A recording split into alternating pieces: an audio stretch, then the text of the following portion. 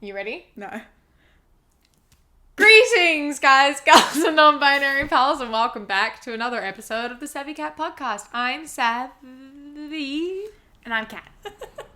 And together we are SavvyCat because we were creative 12-year-olds who decided to start a film company for a school project. And we even made business cards. We also had a logo of a black cat that we just stole off of Google Images. We put Savvy on the tail. It was our own. Did we? Yeah, it was black cat and then we wrote Savvy on the tail. I did not know Yeah. that. Why did we not keep up this business? Where are those business cards? I want one. We had so many of them. I want them. Yeah. My dad used to print money with my face on them. When I was a kid, he had Savannah bucks. That is so cool. He also made me business cards when I was 1 or 2 years old. It's It's me with my hair and like pigtails with pink glasses, and I put it in my wallet when I was 2 years old. I want Savvy bucks. I want Savannah business cards. My mom, I didn't know my mom was trying to start a business, like a psychedelic clothing line. I know. When she said that, I was like, aw. That would have been so... I would have bought from there. I would have. So cool. It would have been all like neon cats. Yeah, too. that'd be fucking awesome. My mum also, one of the ventures she wanted was just scam rich people. No, speaking of that... No, can I tell you her plan first? Yeah. So my mum's into like spirits and like tarot cards and witchy stuff. Oh, you've told me this before. Yes. So she used to do house cleansings as well as like palm readings, tarot cards and stuff. And she wanted to scam like rich people who like just like billionaires and shit. And just like tell them who they were going to come back as in their next life and get them to leave all their money to them. But it's like her. Yeah. And her family. Yeah. So, I like that. I support it. I like that. So it's like, oh, when they die, I get all their money. Because it's them in their next life. Yeah. No, I like that. No, I like that. I don't know how it would work, but I'm like, some stupid rich person would definitely fall for it. They're like, I could give my money to charity, but no, I'm going to give it to myself in my next life. Yeah. No. Almost like 90% of billionaires would do that. Yeah. Elon Musk, he would do that. He would definitely do that. 1,000%. Yeah. Mm-hmm. No, he'd like give it to his next life, but like on Mars. He goes and buries his money on Mars. I would not put it past him. He put it into... Do you remember Dogecoin? It was like Bitcoin, but specifically for the Doge stock. Sorry, I was going to say he would put it all in Bitcoin, but no, I remember Dogecoin. Dogecoin. I'd like to invest in Dogecoin. Anyway, it's kind of on topic. Speaking of stupid money decisions. Today's topic is like self-help. Like influencer kind of. Pay me $300 and I'll make your life better. Yeah. The give me so much money you end up in debt and I'll tell you to walk once a day kind of people. So like what was it Jake Paul tried doing? Yeah, exactly. You see a lot of YouTubers making videos about the influencers who are like, pay me money and I'll make you viral. Yeah. It's like that, but for mental health. Yeah. No, for just wealth. For wealth. Yeah. For wealth. But they market it as mental health. Yeah. And then they'll say shit like they'll be sitting inside their giant fucking mansion with a waterfall behind them and champagne glasses and going, you know, sometimes I have bad days too. One time my parents only gave me $3,000 instead of $5,000 like I asked. One time my fancy chihuahua peed on the carpet and my maid couldn't clean it up, so I had to pay like people to come into my house and change it. Such a hassle. Disgusting. One time my nanny couldn't look after my child because she was looking after like her own child. Disgusting. Fired her on the spot. It reminds me of that video I filmed. Where this fucking lady's like, this teenage girl, she won't babysit for me anymore because I don't pay her enough to live. What the fuck? Now I have to look after my own kids? No. Being in the same room with my own children? No. Yeah. I have a lot of problems with the whole pay me lots of money, even though I don't have a degree in psychology and know nothing about actual health.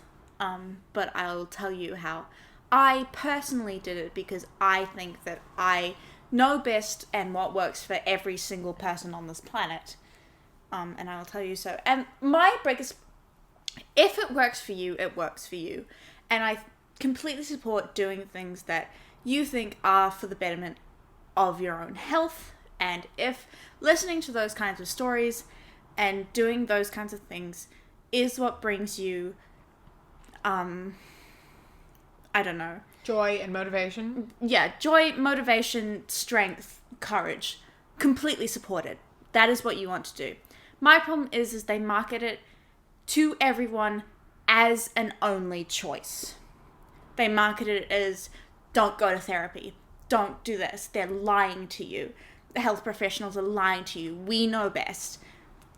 That is what the issue with that lies, and also the fact they specifically target people from poorer income areas that don't have the money to get these resources. And the education to know better.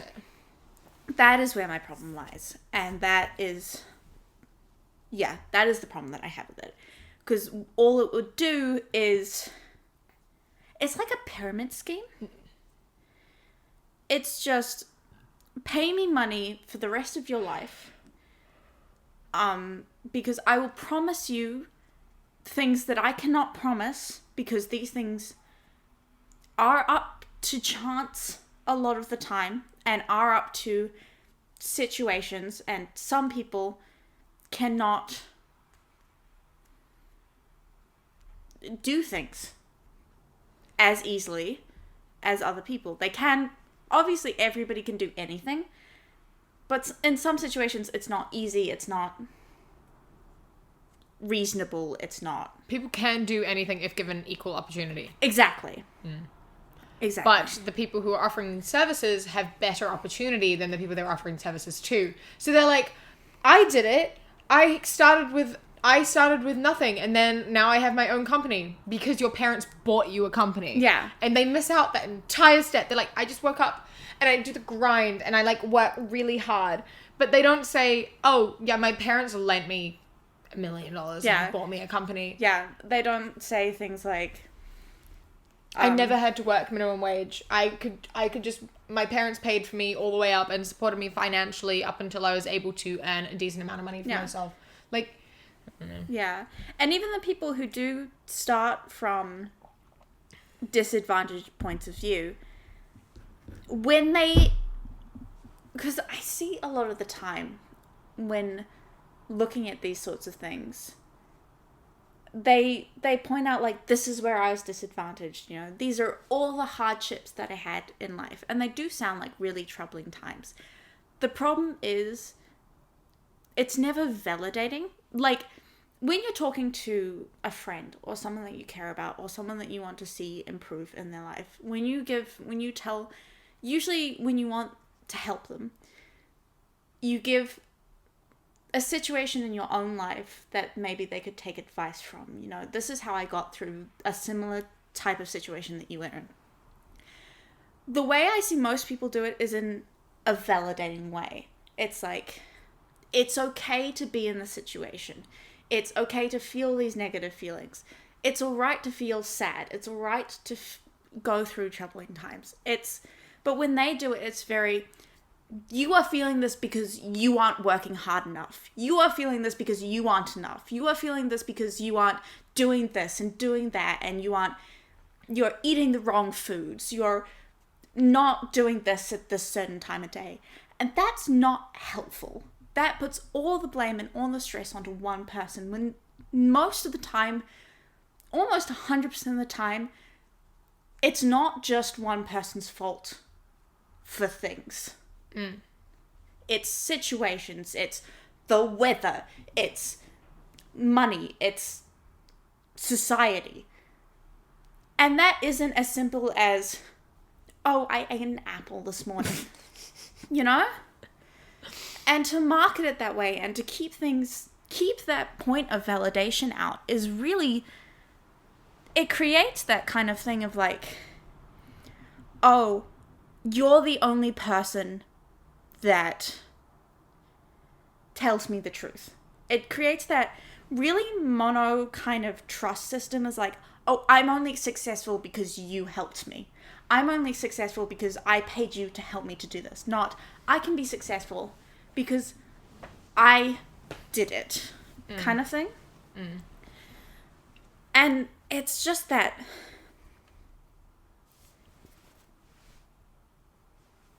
it just feels disingenuous to me. And not coming from the point of helping. And it makes me angry. Because the people that are coming to these people for help are people who really need it. They're people who are depressed and going through a really tough time. And you see a lot of these people going, yes, this is my opportunity to help. When a lot of what you see with therapy and with some of the good people, good therapists, yeah, is the point of therapy is that you one day won't need it anymore. The point of therapy is that you will gather enough tools that you won't need it anymore and that you can do it by yourself. I think everybody needs a therapist at any point in their life, all the time, just to check in. You should be born with a therapist assigned to you, honestly. Yeah. Everyone should have a therapist. Oh, 1,000%. At least for a year. Yeah. We all need therapy. Yeah. It should be affordable. It should be mandatory. Yeah. That's all I have to say about that. I miss therapy. Bro, me too.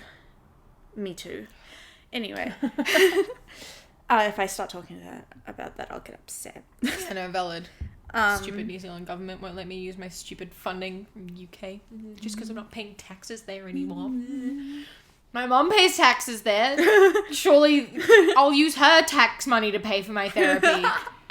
Stupid. I still have trauma just because I'm living in a different country and it goes away. Could you imagine you step onto a plane and all your trauma just... Did you leave it behind? Like that fucking Jehovah's Witness thing, where, leave your baggage at the airport, at the metal detector thing. Just drop your trauma at the metal detector, get on the plane, you're fucking free to go. Oh no. The crazy thing is it does kind of, partially. Yeah. I left a decent amount of my trauma at home because I lost a lot of, memories and stuff like that. There's way less triggers. Yeah. In a new environment, right? Yeah. So, kinda. Yeah. I left, maybe I have, 5 suitcases of trauma and I left a backpack. Yeah, exactly. Exactly. Anyway, but it was an ugly backpack.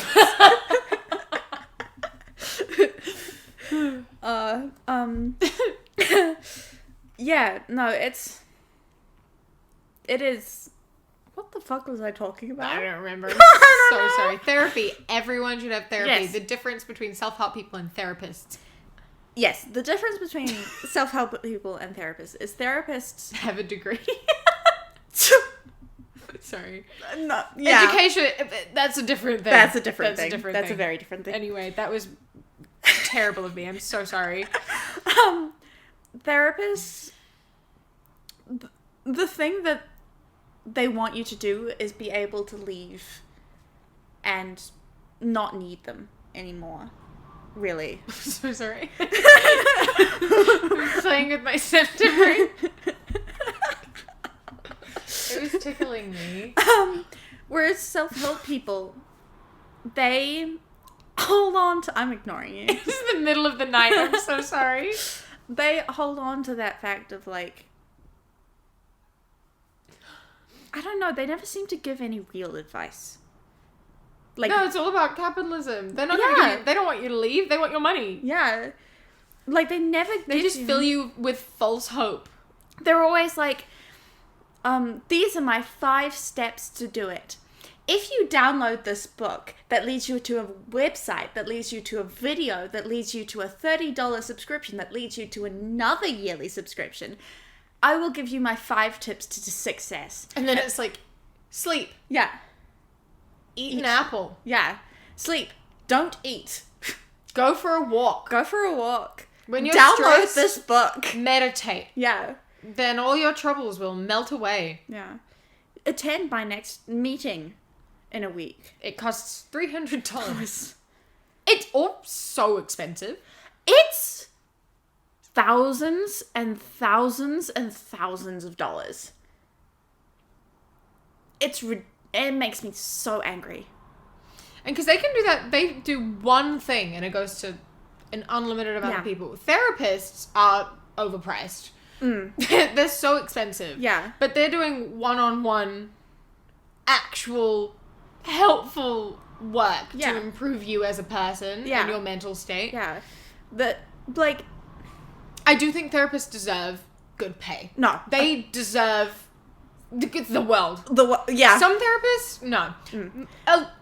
The therapists I've had, and a lot of people have, they deserve more, honestly. Yeah. In terms of as far as capitalism goes, if we're going to be benefiting anyone, therapists. No. But should be subsidized. Yes. Yeah. Yeah, I agree. Completely. Therapists are like the backbone of society. Try tell me differently. I cannot. Therapists, backbone of society. I don't disagree with you. We need them more than anyone. Yeah. Anyway. I miss therapy. Anyway. I hate therapy. Yeah. But I love it so... Whenever it's not like... I can't believe my therapist left me on red. Like, she messaged me because I didn't have a last session with her. She was like, I need to check that you're still able to do it. Because I did a few from here. And then she was like, because initially I was meant to go home again. And then I told her that I wasn't. She was like, I have to check if it's still okay. But we're still on for next week. And then she was like, no, I just found out it's not okay. And I can't see you anymore. And I didn't get a last session. I didn't get a final session. And then like 6 weeks later, no, I accidentally called her. And then she messaged me saying, it would be good to do a 15-minute catch-up. I'd love to hear how you're doing. And I was like, yeah, that sounds good. When are you free? Nothing. And then a month later, she texted me again saying, we should do a 15-minute catch-up. That was in June. It is now January. Oh, no. I haven't heard back from her. Oh, no. I hope she's doing okay. Yeah. The last thing I said to her prior to her being like, we should do a 15 was, I'm really struggling at the moment. Yeah. I don't know what to do. I'm having a very hard time. And she was like, we have a session in 2 days. Then it was time for our session. Sorry. Can't do therapy anymore. That's not good. Yeah. No. Anyway. Yeah. If you're watching this, which I don't think you are, I'm sorry for trashing you. You were a great therapist. I miss you. Please come back. I miss my therapist from my third therapist. No, okay, she wasn't actually my third therapist. She was my third therapist from my second go at therapy. Yeah. Third go at therapy. Oh my god. Yeah. My third therapist. I just realized I've been in therapy since I was like 7 years old. No, same. Yeah. No, I miss my third therapist from when I was a teenager. My first therapist was so lovely too. I didn't have her for that long because she had a baby. But she helped me so much. I loved her. My second therapist, not so much. But my third therapist, I had her from when I was 15 until shortly before my 19th birthday. They kept extending my time at the Kari Center, which is the like publicly funded youth therapy center. One of the ones in Auckland, which I was I always like to say lucky, not lucky. Not, because circumstance, you know what I mean? Yeah. But they have a really, really long waiting list. But because of my circumstances, I got like emergency put into it, which is great because I really needed it. Yeah. But you're meant to leave when you're 18 because it's for children. But because of my situation and I was waiting to hear from police and things to get like government funded trauma therapy, I was able to stay until that was sorted out. So I was there for I think 9 months after I turned 18, which I'm very grateful for. So I had her for 3 years, and it was so sad. And I had a team of 6 therapists. Yeah. But like they all wrote me a card. I don't know where this card is, but they wrote me like a card, and all the therapists were like talking about how proud of me they were. And my therapist, like, we went out for coffee and we were just crying because we weren't allowed to see each other anymore. And like, you're not allowed to, because she does the like ACC trauma therapy, but you're not allowed to see your therapist from the Kari Center for 2 years because then it looks like they're using you for money. Yeah. Which is, finding new therapists is such a bitch. I hate finding new therapists. I'm so used to it now. I have the standard, like, go and sit down, say, I have my speech. I have it. I know exactly what I need to say. I know all the questions that they're going to ask. I've done that so many. I literally just sit down and go, okay. The first 3 months. Here we go. The first, like, 2 months with a new therapist is just redoing everything you've already done. Yeah. Like, I've done this, like, I think this has been, like, 2 times. I've done therapy with so many new therapists. But, like, the last 2 therapists I've had, I've sat down and I've gone, okay, these are the strategies they've always given me. These are the ones that don't work. These are the ones that do. Yeah. This is my situation. The root of all my anxiety comes from here. They should do what doctors do. Pass their fucking notes on. I know. They're writing in their fucking books the whole time. Just share them. Put it on a Google Doc. I don't fucking know. Just all my trauma in a Google Doc. Yes. I'm so fascinated to know what the notes look like. It is my one biggest curiosity in the world is what my... No, you know, going into my fucking trauma therapy, you have to... So there's like 2 things you have to do. Was it just 2? Yeah. So I have like my therapist, and then while you're seeing your therapist, you get like 10 sessions before you get accepted into therapy, because they have to evaluate your situation to see if it's severe enough for you to receive government funding. Yeah. So during that time, you also have to do a few sessions with someone else where you just relay sort of everything, and then they write like a 10-page fucking essay all about your trauma and everything and then they read it back to you. Oh no. So I have had therapist notes. And they also have to do it so they kind of like, they don't play it up, but they have to write it like so it's displays how bad it is, so that the government's like, yes, this person needs therapy. Yeah. And then you get like, I think like 60 sessions. Like 2 years or something. So yeah, I went in with my boyfriend at the time because I was like, I can't be in there by myself. So he just sat with me as I hear 10 pages of my trauma of my ex-boyfriend. Oh no. And just all the notes. And I'm like, yes, great. I'm having a really fun time listening to you read my trauma back to me. Yeah, that was fun. Yeah. I'm always curious. Like, I downplay. You do. A lot. You do. Like, you do. I get told off by you. All the time about the things that I just, and like, even to my therapists, ow. For you Spotify listeners, I hit her on the head. Yeah. No, I deserve it. And yeah, even in therapy, I'm like, oh no, isn't that bad? And my therapists go, no, it's reasonable that you have some side effects after that. I'm like, oh really? And they're like, yeah, no, that would, yeah. See, my thing is I understand, like, it's this thing of, I'm able to look at it from an outside perspective and I know that it's bad, but I invalidate myself for it. Whereas you refuse to look at yourself from an outside perspective. No, I don't do it. I have to relay what you're saying to me and being like, So listen to what I'm saying. Let me put it into different words for you and explain it from a different angle. And then you're like, oh that's fucked up. Yeah. Yeah. Yeah, no, I have a big issue with that. So, like, even if I went into one of those meetings, I'd probably be like, no, I'm all good. I'm fine. You should have done DBT therapy, man. DBT, like they say in DBT, they're like, everyone should have DBT. It's dialectical behavioral therapy, which is all about regulating emotions, because it was initially designed for BPD. Because that's like, emotional fucking bleh. Yeah. But, it's all about like mindfulness. The manual is this thick. It's this thick. I did CBT. I didn't get a manual. CBT is quite different in terms of that's just like the talking, right? Yeah, it's just talking. Because DBT is group. But you aren't allowed to share like things because it's like triggering. Yeah.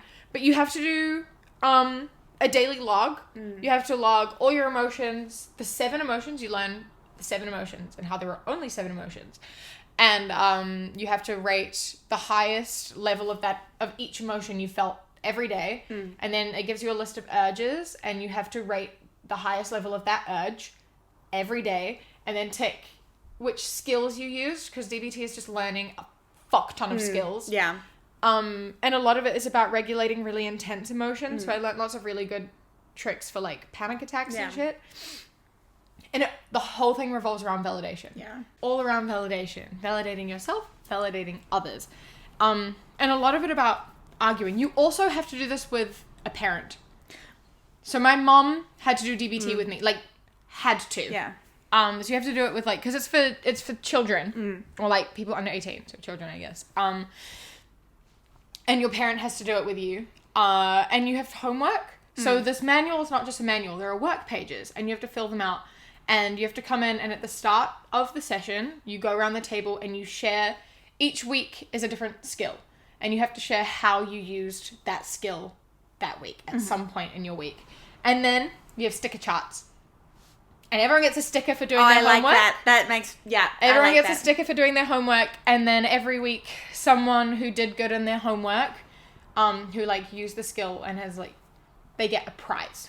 There's a prize bucket, and you get to pick a prize. Because it's also positive reinforcement, and how negative reinforcement is stupid and you can't punish yourself. Yeah.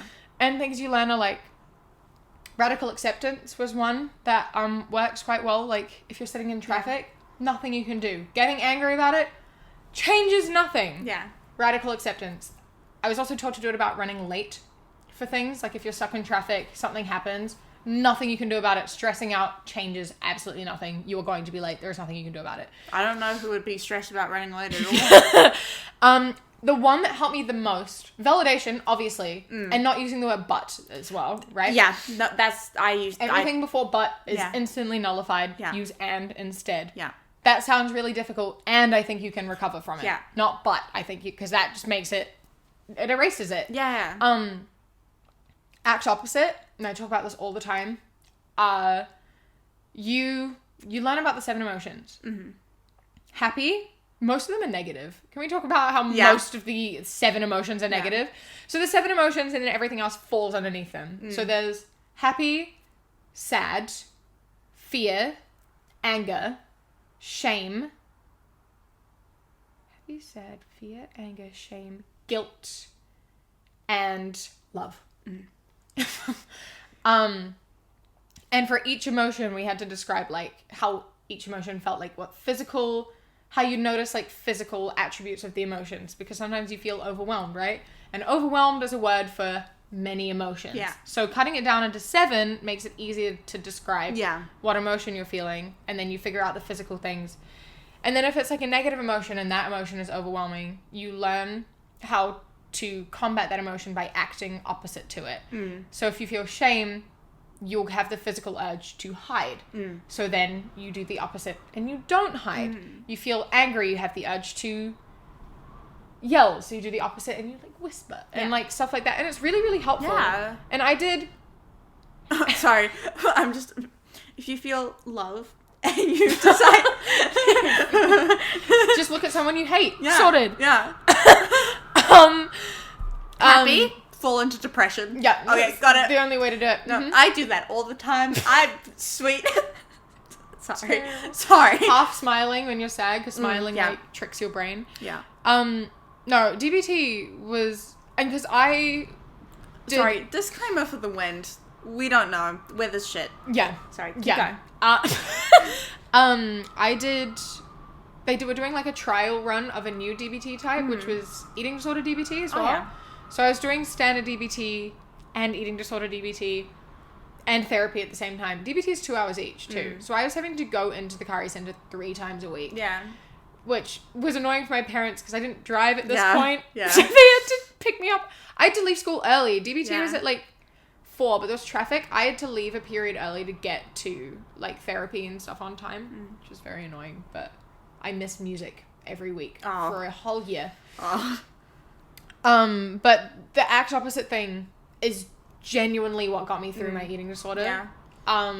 It's that like finding your own voice. And I've had people ask me about eating disorder stuff a lot. So I think this is important. This is for all of you who ask me about eating disorder recovery. That helped me so much. And it's really, really hard. That is the hardest thing you can do. And you start off small, but like when you are hungry and your brain is telling you don't eat, don't eat, don't eat, if you eat anything, the smallest thing, it's really hard and it's like physical torture. But if you do it, you're defying your eating disorder, right? And like it gets easier with time and you can do it more and more, and the more you do it, the more you find your own voice and you get stronger, and it feels very, very hopeless and stupid and unhelpful, but like that genuinely, I still use that. I use ACT opposite every day. Like the shame thing, like wanting to hide your body because you feel gross. You wear something that you would normally wear on a good body image day and it actually makes you feel better about yourself. Yeah. Like we do that, right? It's like we want to sit at home and dwell and be depressed. Yeah. And then after 2 days of doing that, we're like, we need to not, because at the moment we are enabling ourselves and using, we know that we could feel better if we just break out of this. And it genuinely makes a big difference. One of the biggest things that I think I've ever done, and one of the most proudest moments that I've ever done was when it was when lockdown measures were pretty much clear and everything was looking okay. And we had just gone on break and we had dug ourselves into a really, really deep hole.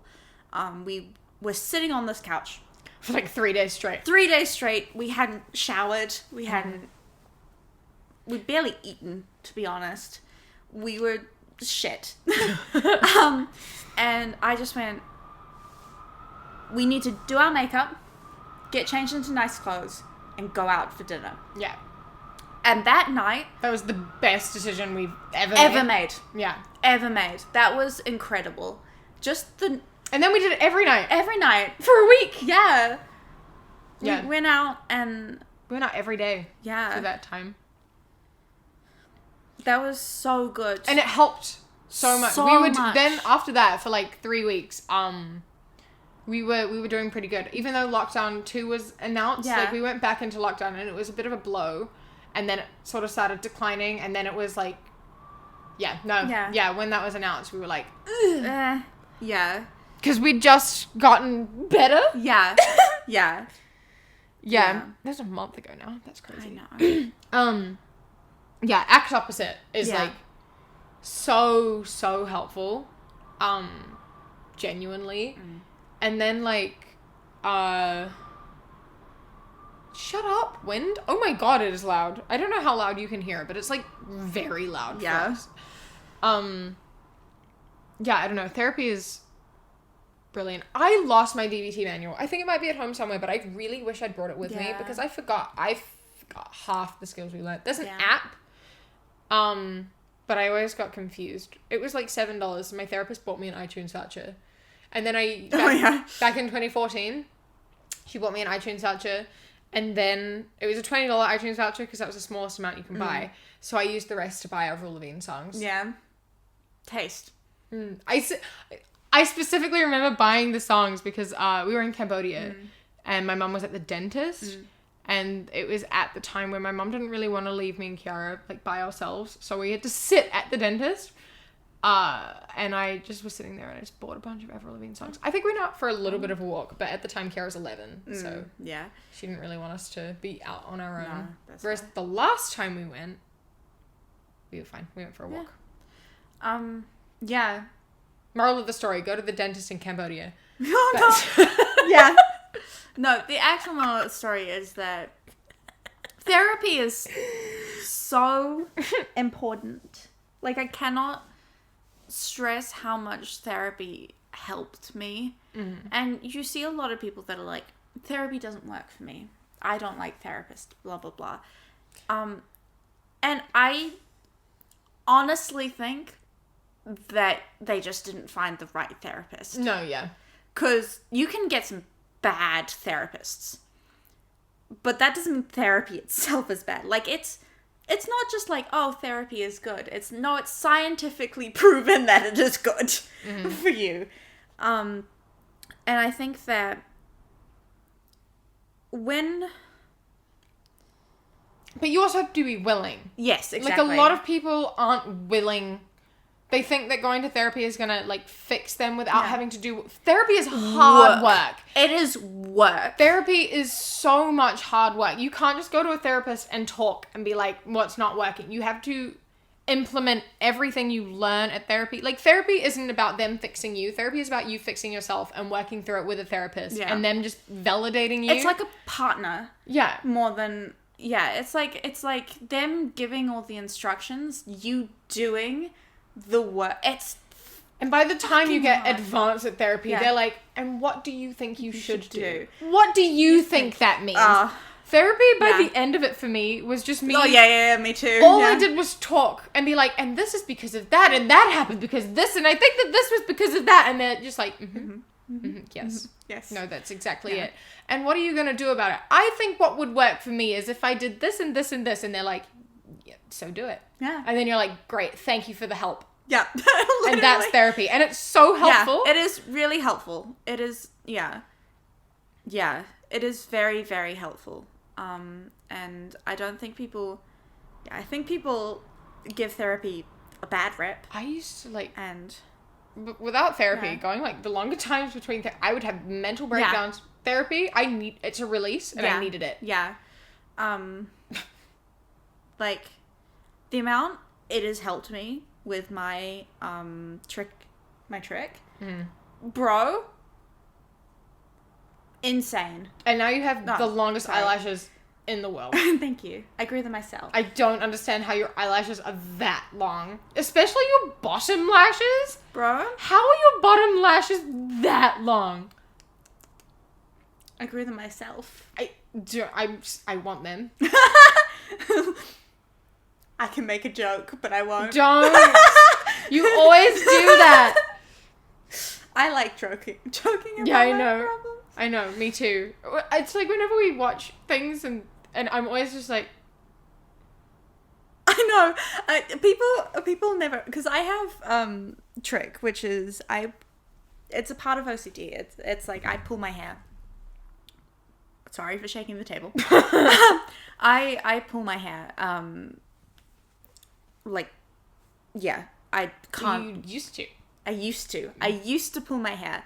And it was something that I thought I couldn't control. And getting therapy really, really helped for that. And I did not have a single eyelash on my eyes for a good, 4... Since I was 13 to about... I think I started growing them back when I was about, probably... Did I have them in... Indonesia? Not in Indonesia. Did I have them in Tokyo? I think you were trying serums and things when in Tokyo. So I might not have been... Oh, no, I think you did. Yeah. Because you were talking about how eyeliner was harder to put on. Yeah, okay. Yeah, no. So I might have just... They were not as long as they are now. I might have just started growing them when I was in... So a good, 5 years, I did not have a single eyelash on my eyes. And if I did... No, I didn't. Sorry,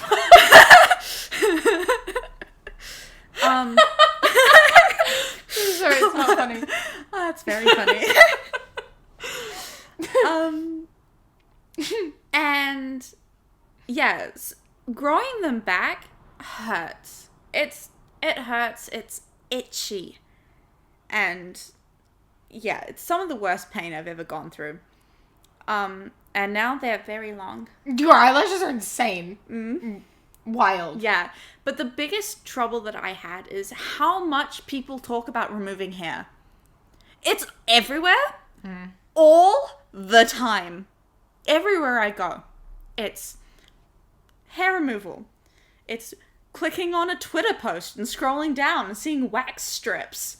It's watching the very first episode of Friends and Phoebe brushing her eyes and going, "Oh, I pulled out 3 eyelashes." It's constant, all the time, constant triggers. And people are like, "I'm so angry I want to pull my hair out." And I'm like, same. But not in the way you are.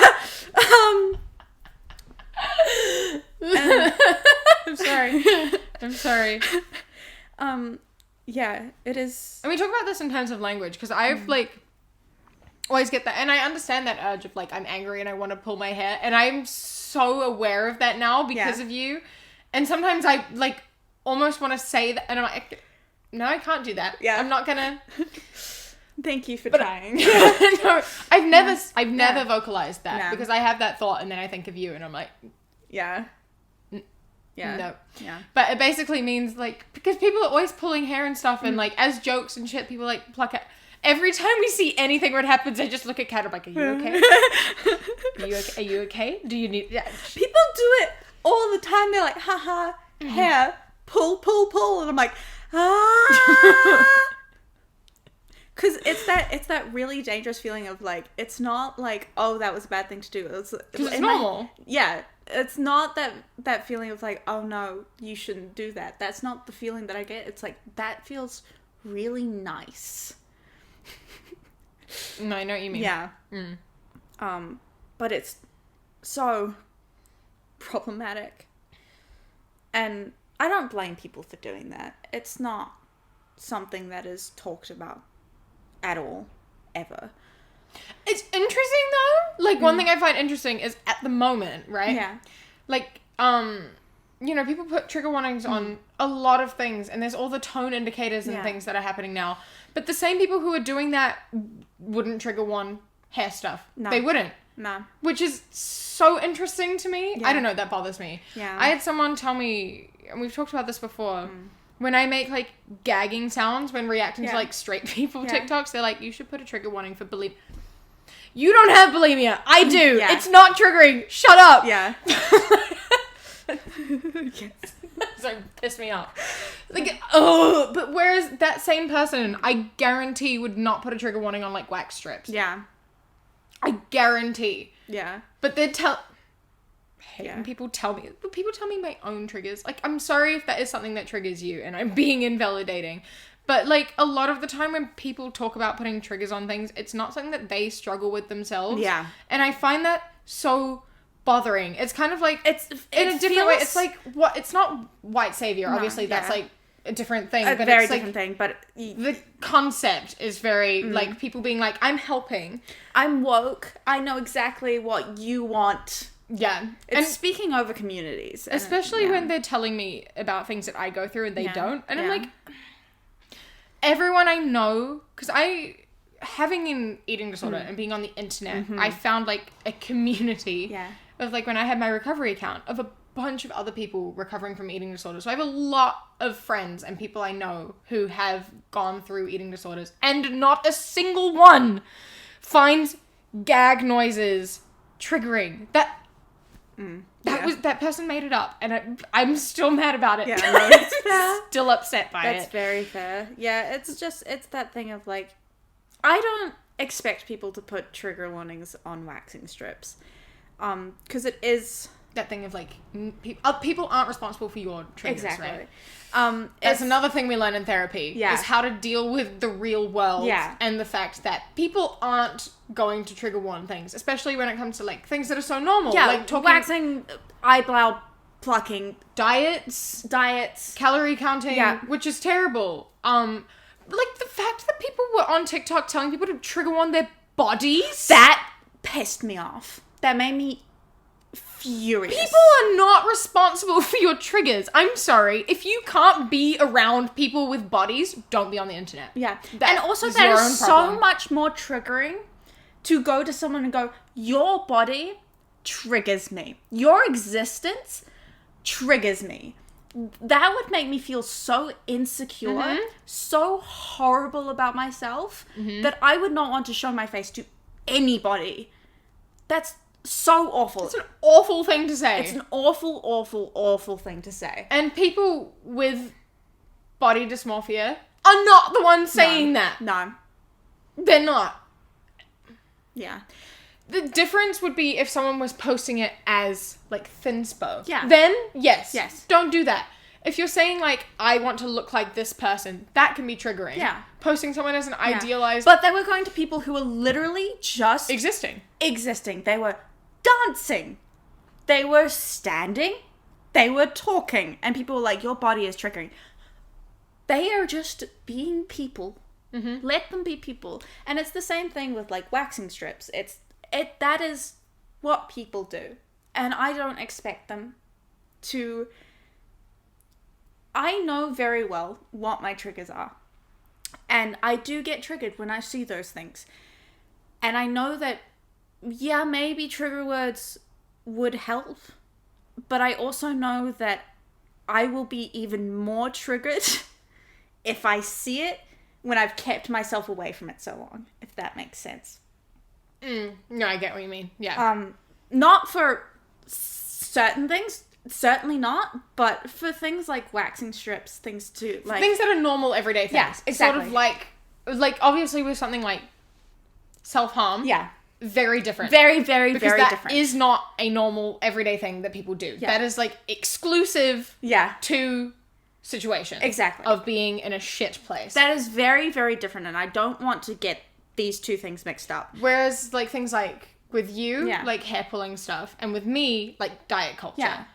Like, those things, people are going to talk about. Yeah. And that's one thing that is great about therapy, is learning how to deal with the fact that that is normal, everyday things, and you have to have coping mechanisms in place for if it gets too much. Yeah, exactly.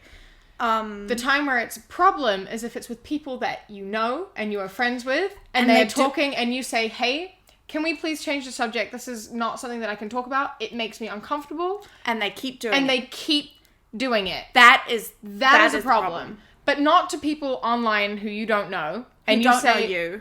And it's not like a problematic thing. Like, it's not like talking about, like, eating disorders and, like, thinspo and stuff. Like, that's very different. Or if they're talking about something in a harmful type of way, that's different. But if you just see someone talking about... Existing. Or doing everyday things, it's not their responsibility to put a trigger warning on it. No, yeah. Because... everything is triggering to someone. Exactly. Literally everything. When I was at home because of my, like, abuse trauma, there are specific visuals. Yeah. That I can sometimes...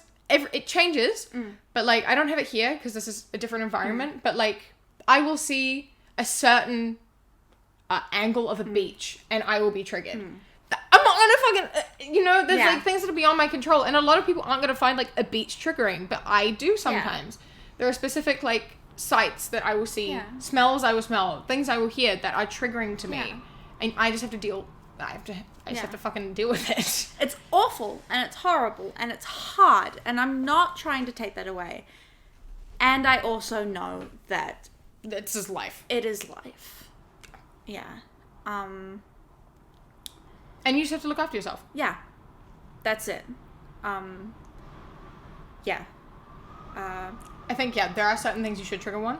For sure. Most definitely. There are definitely things that should... there are definitely things that should not be talked about. Yeah. Like, things like pushing, like, diet pills. Yeah.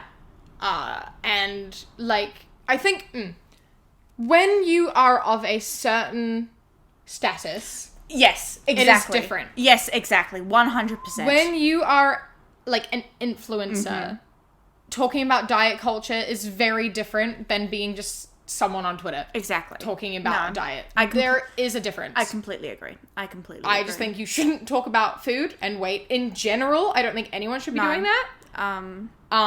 But, like, particularly if you are an influencer. Especially if you're an influencer of young people. Yeah. But yeah, that's a different conversation. We haven't talked about self-help for like 40 minutes. This is our longest podcast we've ever done. Listen, we got carried away. We could talk about this forever. I could keep talking. We'll do a part 2.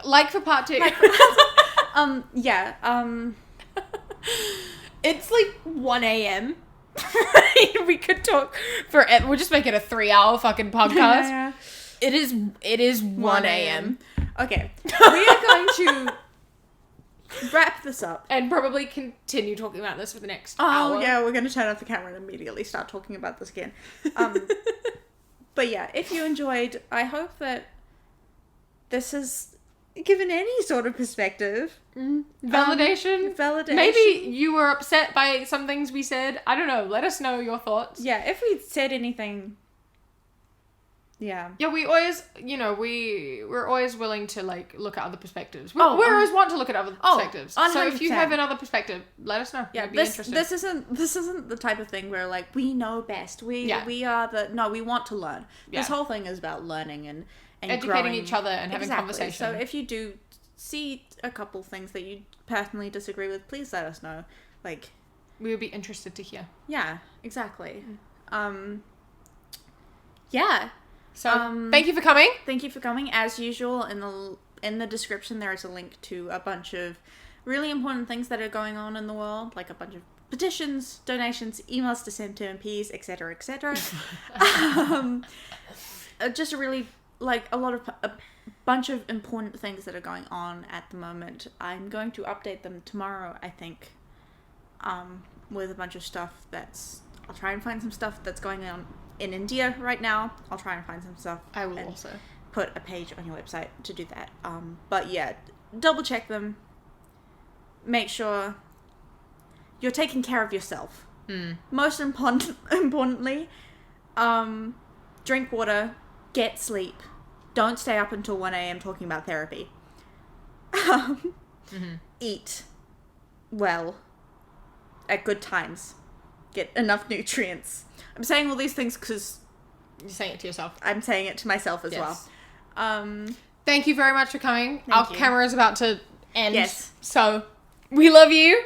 Bye. Bye. A massive thank you to our wonderful, wonderful patrons.